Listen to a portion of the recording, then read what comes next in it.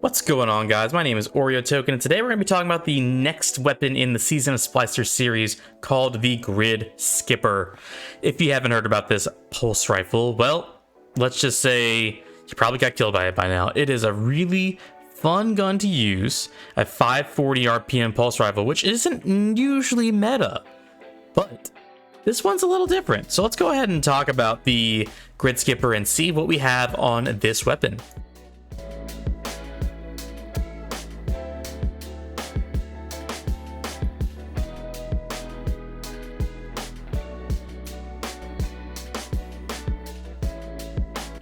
Alright, so let's talk about perks and the stats of the Gridskipper first, and then we'll talk about how the weapon performs in PvE and PvP. So, starting off with the stats, this weapon is a rapid fire frame, which is pretty rare actually in Destiny right now. We have this one, the Gridskipper, and one from Iron Banner. There really isn't many more that is not Sunset in the game. So with that being said, the things you want to look at that are important for this gun are going to be your range stat, your stability stat, handling, and your recoil.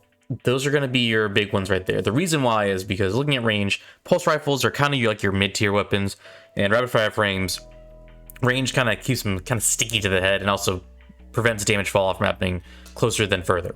After that, stability keeps your gun right there in line where you're shooting it. Recoil is probably the next biggest stat, is because the recoil direction will change how you have to adjust your mouse or controller when shooting the weapon. And this one has a nice recoil direction of 55, so it is vertical. It bounces, but it's vertical. The closer you get to 100, the less the bounce. Every 5 means it's vertical, and then it alternates left and right from there.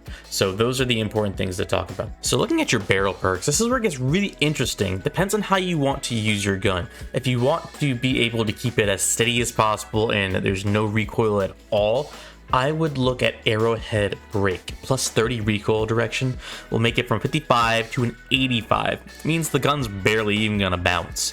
And there's some other perks to add to it, but that's probably what I would look at. But if I'm going to look into range, kind of a best of both worlds or best of all worlds, I'll look at corkscrew or extended barrel. The reason I say that is because it gives you a range buff on corkscrew, stability and handling. And extended barrel does the same, but removes some of the handling. With handling, there's ways around handling, but the extra range 10 range is massive, going from a 40 to 50. That's a big bump. After that, let's look at our magazines. I honestly, ricochet rounds wins every time. Definitely do ricochet rounds. Plus 5 range, plus 10 stability. You just can't beat that. So that's what I would do for the magazine and the barrel. Now let's talk about the 2 perk slots. This is where it gets interesting. Looking at PvP, honestly, these new perks that they've introduced are good combinations of many perks combined. So with tunnel vision and heating up being options, I personally would choose heating up because I love the fact that it increases your accuracy and stability and your vertical recoil. So you don't have to run arrowhead break and you get a kill and your vertical recoil just stays steady. I like that. But tunnel vision, which is at the reloading, greatly increases target acquisition and aim down sight speeds, basically says after you get a kill, you don't need snapshots. You know, so there's good perks that I would choose for PvP. Heating up is my number 1, and then on the second perk, it's going to either be multi-kill clip, or I prefer high impact reserves. And then obviously Frenzy is great, but for PvP, I would say multi-kill clip's my number 1. High impact reserves is a big one for me too, because I find myself in a lot of firefights that last pretty long. So then let's look at our PvE perks. That being said, like I said, heating up and tunnel vision are really good. I would also throw killing wind in there, but I would say you're looking at tunnel vision or heating up, and I would probably choose tunnel vision in PvE for that. After that, Frenzy is my number 1. Frenzy, hands down, you're going to be in long engagements. That damage boost is massive. Frenzy's number 1. Then I would say multi-kill clip right after. And then, if you have a grenade build, Adrenaline Junkie. But that's not usually a typical thing people have, so I would go with Frenzy as your number 1 choice there. Alright, so with that being said, why is this gun good? Let's just talk about a couple things that make guns pretty good in the game. First, it's your fast TTK. This doesn't have the fastest pulse rifle TTK. It's actually a 0.8 TTK, which is about middle of the road for pulse rifles and weapons in the game. But you're topping out at 0.67 as your TTK, so you're obviously not the most optimal for TTK, but the thing about this is that it really is forgiving. Talking about 7 heads, 2 bodies will give you your 0.8 TTK, and then hitting all bodies is a 1.4 seconds TTK.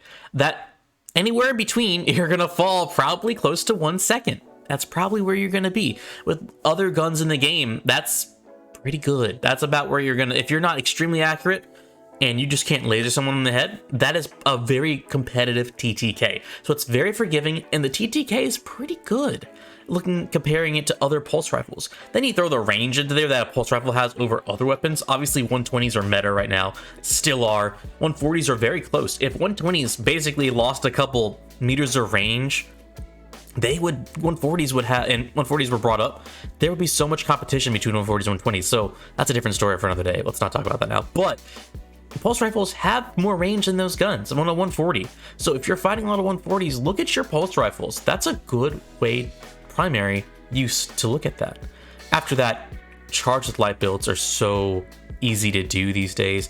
High energy fire. With that being said, you can have kill clip on this gun all the time. You don't have to run a kill perk on the gun, but it helps out a lot, I can tell you that. So with charged with light being out there, being able to pick up an orb, become charged with light, these things make this gun very strong, and it flinches people like crazy. If they're trying to snipe at you, the flinch really hurts them. So these are all things that make this gun very, very good, and that's why I recommend the gun. Is it the best? No, it's not the best, but it is forgiving, has a very good TTK, and you can match it with other builds, and that's why I recommend the Gridskipper. It's a very good gun. I enjoy it. Hopefully you guys get to as well. So tell me what you guys think about the Gridskipper. Is this a gun that you like? Is there something about it you don't like? Obviously, there's probably both. So let me know what you think. Tell me what your god roll is too. I'm curious on what your god roll, your personal god roll is. And let me know how it plays. Once again, my name's Oreo Token.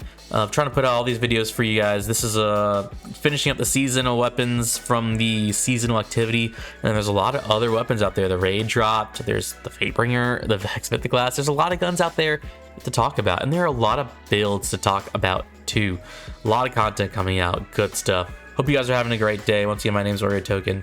Have an amazing one. I'll see you guys on the flip side. Bye-bye.